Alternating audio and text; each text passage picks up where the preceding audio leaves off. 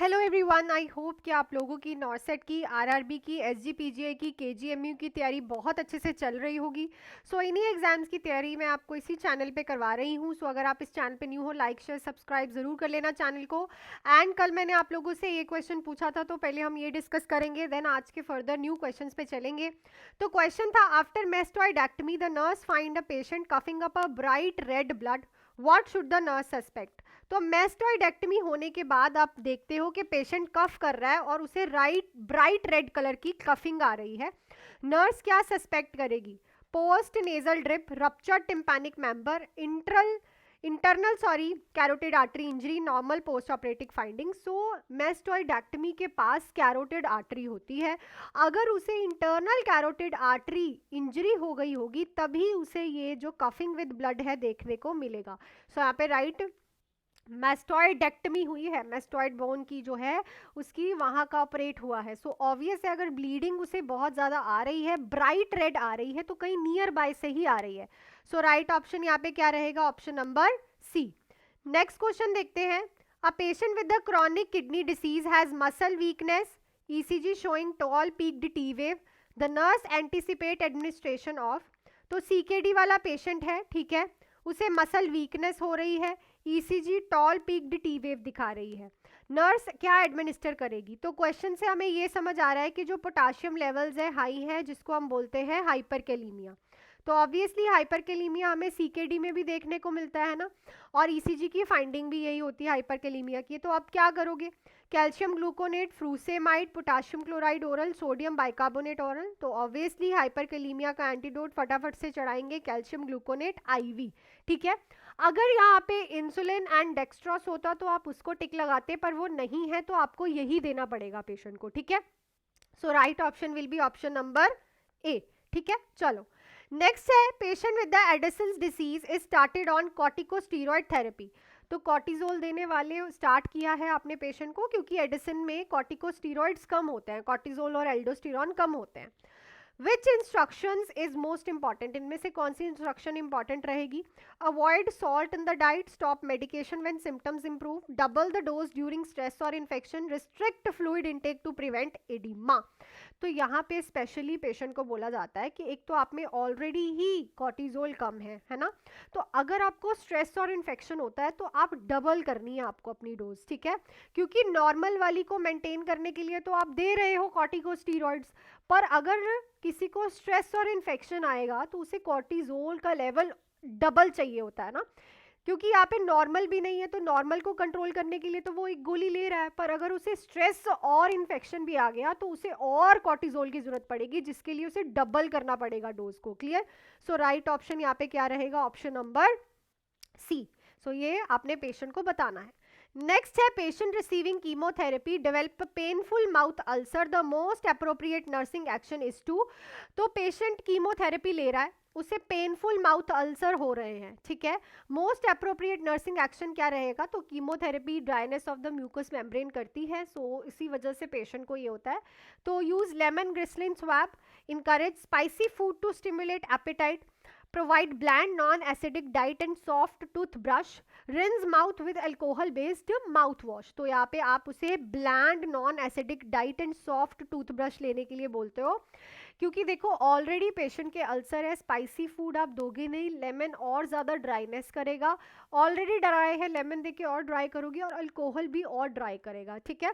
सो आप ये चीज़ जो है पेशेंट को सबसे ज़्यादा बढ़िया नर्सिंग एक्शन रहेगा। नेक्स्ट है, child with epiglottitis suddenly develop inspiratory stridor and drooling, the nurse should. तो एपिग्लोटाइटस वाले को इंस्पायरेटरी स्ट्राइडर और ड्रूलिंग हो रही है, नर्स क्या करेगी? Attempt to visualise the throat, insert a NG tube, notify the physician and prepare for intubation, give cool mist nebulisation only. तो अगर आप ध्यान से क्वेश्चन को पढ़ो तो यहाँ पे पेशेंट की ऑब्स्ट्रक्शन हो गई अपर रेस्पिरेटरी ट्रैक की, तो अब आपको एयरवे को पेटेंट रखने के लिए ऑब्वियसली डॉक्टर को नोटिफाई करना पड़ेगा और इंट्यूबेट करना पड़ेगा बच्चे को, ताकि उसका एयरवे ऑब्स्ट्रक्ट ना हो, एयरवे की पेटेंसी बनी रहे और इजीली बच्चा जो है सांस ले पाए। तो राइट ऑप्शन यहाँ पे क्या रहेगा आपके पास? Option number C. Next question पे चलते हैं, उससे पहले आप लोग जुड़ सकते हो मेरे न्यू बैचेस जो स्टार्ट हुए हैं, 3 मंथ 4 मंथ्स का बैच और 6 मंथ्स का बैच, इस नंबर पे आप कॉल मैसेज करके। सो अगर आप तैयारी कर रहे हो NORCET 10, RRB, SGPGI, PGI and CHOs की, ठीक है, प्लस केजीएमयू की भी, तो क्विक रिविजन बैच है और ऑल इन वन बैच है जिसमें आपको live recorded full theory, MCQs, test series and non nursing classes मिल रही हैं। 4 मंथ्स के बैच की फीस है ओनली 2499 एंड 6 मंथ्स के बैच की फीस है 3499, ठीक है। सो कोई भी बैच आप अपने हिसाब से ले सकते हो। अगर आपको सेंटर एंड स्टेट बोथ की तैयारी करनी है तो 6 मंथ्स का बैच जो है वो बेस्ट है। रिव्यूज़ आप बच्चों के देख सकते हो, किस तरह से बच्चों ने नोट्स अपने बनाने स्टार्ट कर दिए हैं, और आप भी अपनी तैयारी मेरे साथ शुरू कर सकते हो। मोस्ट वेलकम है आप लोगों का, और शुरू कर दो बिकॉज आने वाले 6 महीने आप लोगों के लिए बहुत सी वैकेंसीज एंड बहुत से एग्जाम्स लेके आ रहा है, ठीक है। चलो नेक्स्ट क्वेश्चन है हमारा, during magnesium sulphate therapy for pre eclampsia, magnesium sulphate therapy for pre eclampsia जब आप दे रहे हो पेशेंट को, the nurse notes a respiratory rate of 8 breaths per minute and absent deep tendon reflex, what is a priority action. तो magnesium sulphate में respiratory depression भी दिख रहा है, डीप टेंडन रिफ्लक्स भी एब्सेंट है, तो this is the sign of magnesium toxicity. तो अब आप क्या करोगे, continue infusion at reduced rate, stop infusion and give calcium gluconate, increase magnesium dose, notify the physician and record observations, ठीक है। सो राइट ऑप्शन यहाँ पे क्या रहेगा, स्टॉप इन्फ्यूजन करोगे एंड दोगे पेशेंट को calcium gluconate because it is an antidote of the magnesium sulphate. So right option क्या रहेगा यहाँ पे, ऑप्शन नंबर बी, ठीक है। So obviously this is a sign of toxicity, तो एंटीडोट ही देना पड़ेगा और इन्फ्यूजन को स्टॉप करना पड़ेगा। नेक्स्ट है, ड्यूरिंग एन आउटब्रेक इन्वेस्टिगेशन, किसी डिसीज का आउटब्रेक हुआ है, the first confirmed case identified is, जो पहला केस है उसको हम क्या बोलेंगे, index case, primary case, secondary case, sentinel case, तो इट्स अ इंडेक्स केस, ठीक है। जो पहला केस आता है उसको हम इंडेक्स केस बोलते हैं, प्राइमरी केस नहीं बोलते, काफ़ी बच्चे प्राइमरी केस पे टिक लगा जाते हैं। नेक्स्ट है, women with uterine fibroid complains of heavy menstrual bleeding, women है, ठीक है, फिब्रॉइड्स है, हैवी मेंस्ट्रुअल ब्लीडिंग के बारे में कंप्लेन कर रही है। Which laboratory finding is expected, leukocytosis, thrombocytopenia, microcytic hypochromic anaemia, polycythaemia. So it's a microcytic hypochromic anaemia.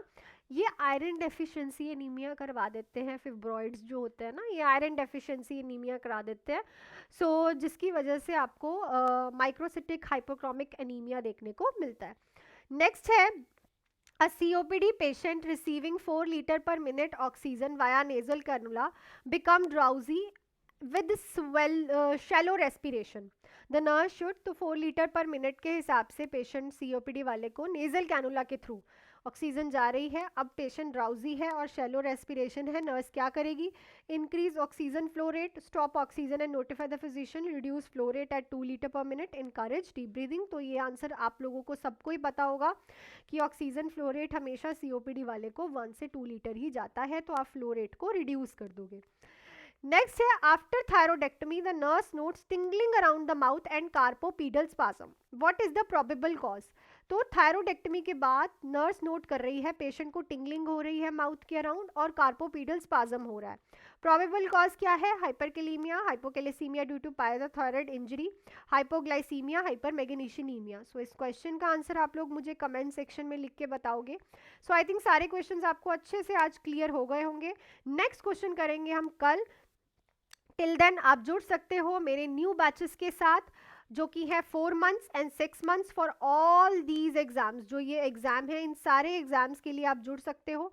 Number आप लोगों के पास है, 4 मंथ्स का बैच या तो 6 मंथ्स का बैच, अकॉर्डिंग टू यू आप ज्वाइन कर सकते हो। सो मिलती हूँ आपको नेक्स्ट क्लास में। Till then do hard work, make your parents proud and all the best.